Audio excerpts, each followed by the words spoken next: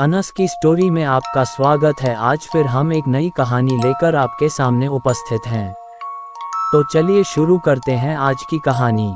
इंदौर शहर में एक अप्सरा ब्यूटी पार्लर था। ये पार्लर बहुत ही लोकप्रिय था और शहर की सभी महिलाएं वहां अपना मेकअप करवाने के लिए जाती थीं।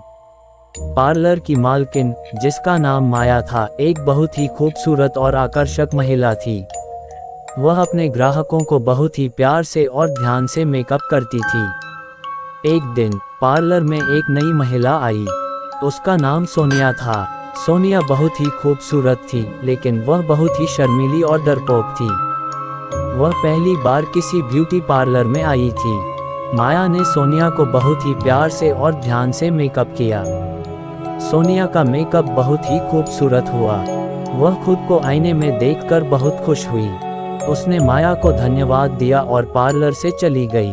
सोनिया के घर जाने के बाद उसे कुछ अजीब अजीब बातें होने लगीं। उसे अक्सर रात को सपने आते थे, जिनमें एक खूबसूरत महिला उसे बुला रही होती थी। सोनिया को ये सपने बहुत ही डरावने लगते थे। एक दिन सोनिया को फिर से वही सपना आया। इस बार वह सपने में उस खूबसूरत महिला से मिलने के लिए तैयार हो गई। वह उस महिला के पीछे पीछे चली गई।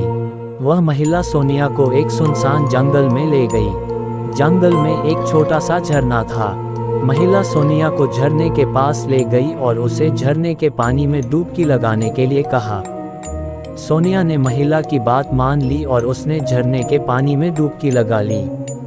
जब वह पानी से बाहर निकली तो वह एकदम बदल चुकी थी। वह बहुत ही खूबसूरत हो गई थी। उस महिला ने सोनिया से कहा, अब तुम एक अप्सरा हो। तुम्हें हमेशा खूबसूरत रहना होगा। सोनिया बहुत ही खुश हुई। वह अब हमेशा खूबसूरत रह सकती थी। सोनिया ने माया को ये बात बताई। माया को ये बात सुनकर बहुत ही हैरानी हुई। उसने सोनिया को बताया कि वह एक चुड़ैल है और उसने सोनिया को अप्सरा बनाया है।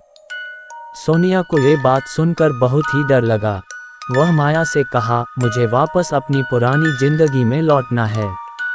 माया ने सोनिया को कहा, तुम वापस अपनी पुरानी जिंदगी में नहीं लौट सकती हो। अब तुम एक अप्सरा हो और तुम्हें हमेशा खूबसूरत रहना होगा। सोनिया बहुत ही दुखी हुई।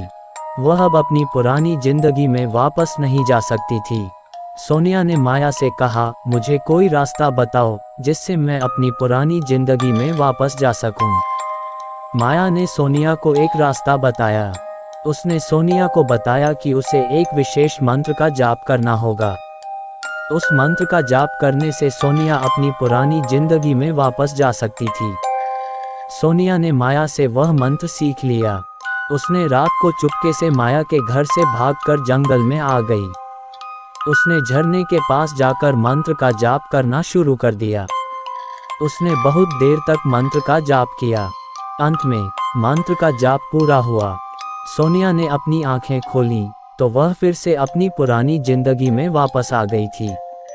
सोनिया बहुत ही खुश हुई। वह अब एक अप्सरा नहीं थी, लेकिन वह हमेशा अपनी पुरानी जिंदगी को याद रखेगी। अंत। निष्कर्ष।